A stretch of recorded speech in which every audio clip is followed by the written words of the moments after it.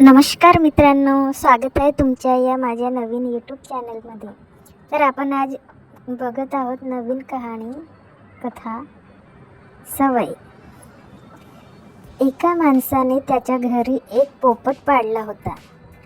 पिंजऱ्यात ठेवलेल्या पोपटाला चांगले खायला प्यायला मिळत असे व पोपट बोलका असल्याने घरातील लोकांकडून त्याचे फार कौतुकही केले जाई.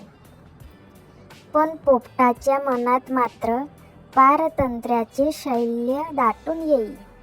अखेर एके दिवशी पोपटाला संधी चालून आली.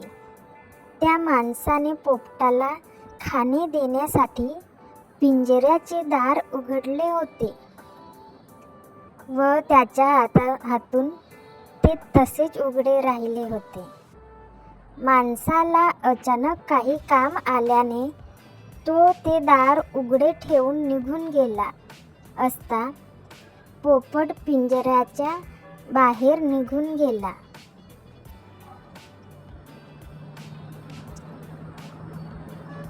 पण लहानपणापासूनच पिंजऱ्यात राहिला असल्याने त्याला फारसे नीट उघडताच येत नव्हते. एका झाडावर गेला असता त्याला इतर पोपटांशी बोलता येईना, कारण लहानपणापासूनच तो परकी भाषा शिकत असल्याने त्याला पोपटांची भाषा येत नव्हती. म्हणून इतर पोपटही त्याला सहकारी मानत नव्हते.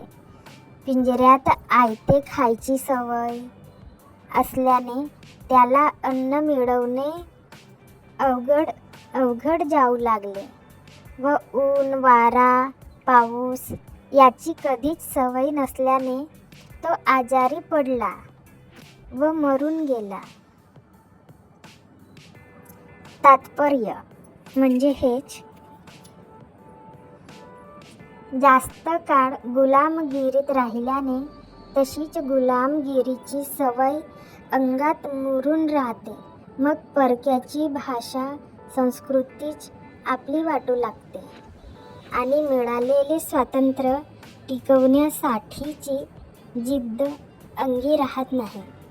परक्या संस्कृतीचे चांगले काही घेताना आपल्या संस्कृतीचे विस्मरण होऊ न देणे हाच खरा शहाणपणा. धन्यवाद.